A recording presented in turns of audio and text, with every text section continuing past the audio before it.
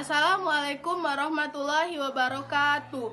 Baiklah, kami dari kelompok 4 akan menjelaskan tentang farmakologi. Nah, perkenalkan saya Selviana Wilda sebagai pemateri pertama akan menjelaskan tentang pengertian obat.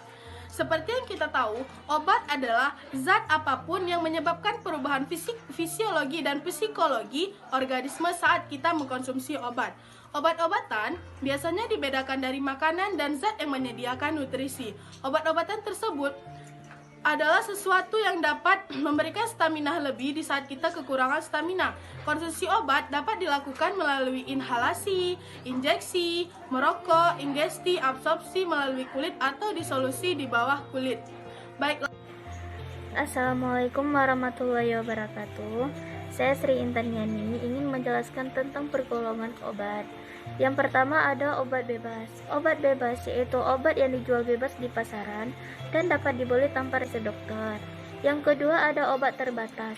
Obat terbatas yaitu obat yang dibeli secara bebas di pasaran tanpa resep dokter namun mempunyai peringatan saat menggunakannya.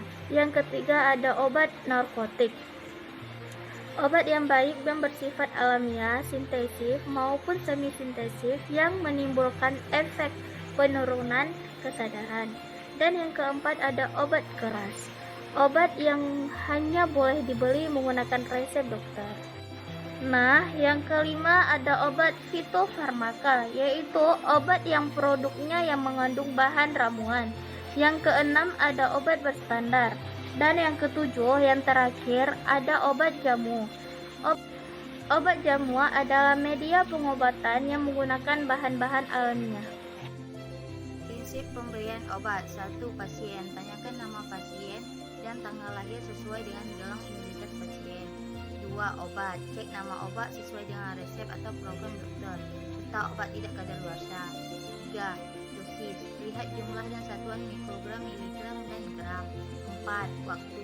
Lihat frekuensi pemberian pagi, siang, sore, dan malam. 5. Rute. Identifikasi rute dan cara pemberian PO, IM, IV, SC, suppositoria, tetes hidung, tetes telinga. 6. Informasi. Berikan penjelasan tindakan yang akan dilakukan. Baiklah, saya akan melanjutkan pembahasan dari prinsip pemberian obat, yaitu respon. Pastikan obat memberikan efek respon yang sesuai dengan apa yang diharapkan dari pemberian obat tersebut. Selanjutnya, dokumentasi. Dilakukan pencatatan dan jam pemberian, nama obat, dosis dan rute, serta berikan tanda checklist pada daftar terapi obat dan paraf pada kolom dan yang tersedia. Nah, untuk bentuk sediaan obat terdiri dari 4, yaitu obat tablet, obat kapsul, obat kaplet, dan obat cair.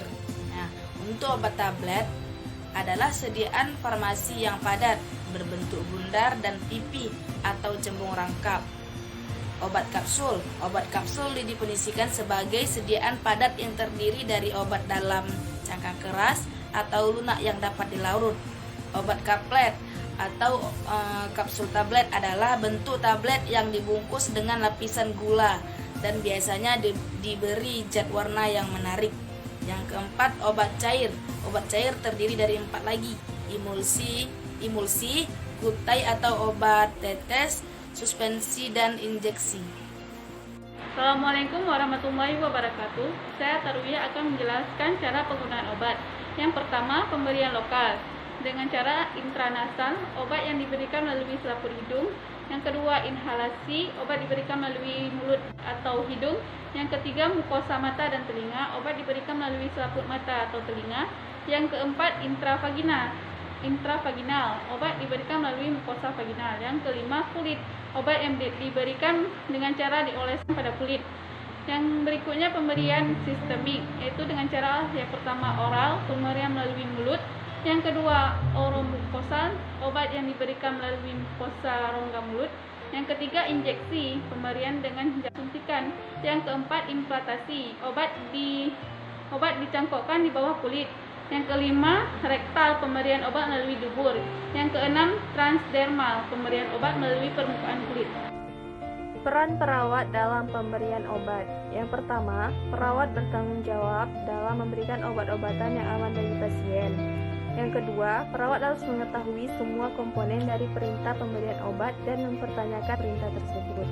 Yang ketiga, secara hukum perawat bertanggung jawab jika memberikan obat yang diresepkan dan dosisnya tidak benar. Pemberian obat. Pemberian obat ada 6, yaitu intravena, intramuskular, subkutan, topikal, suppositoria, dan korektal. Pemberian obat secara intravena, yaitu pemberian obat melalui induksi atau input melalui intravena. Sebenarnya, intravena sendiri memiliki arti, yaitu di dalam vena. Jadi, obat akan dimasukkan langsung ke pembuluh vena menggunakan jarum atau tabung yang disebut kateter itu. 2. Pemberian obat secara intramuskular, yaitu pemberian obat dengan cara ini dilakukan pada bagian tubuh yang berotot besar agar tidak ada kemungkinan untuk menusuk saraf, misalnya pada bokong dan kaki bagian atas atau pada lengan bagian atas. 3. Pemberian obat secara subkutan, yaitu jarum dimasukkan ke dalam jaringan lemak tepat di bawah kulit. Perkenalkan, nama saya Sri Wahini. Saya ingin melanjutkan presentasi dari Rizky Andayani. Nah, pemberian obat selanjutnya yaitu topikal. Topikal yaitu pemberian obat yang dioleskan langsung pada permukaan kulit. Selanjutnya, suppositoria. Sebelum pemberian obat suppositoria, terlebih dahulu cuci kedua tangan, lalu buka bungkus obat, dan lunakkan suppositoria dengan air putih atau dihangatkan dengan genggaman tangan selama 10-15 detik.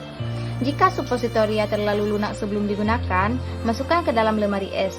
Ambil posisi berbaring dengan memeluk guling, masukkan suppositoria dalam anus dengan jari. Nah, yang terakhir yaitu pemberian obat secara perektal, yaitu memasukkan obat melalui anus atau rektum dengan tujuan memberikan efek lokal dan sistemik. Demikian presentasi kami. Jika ada yang salah kami mohon maaf. Assalamualaikum warahmatullahi wabarakatuh.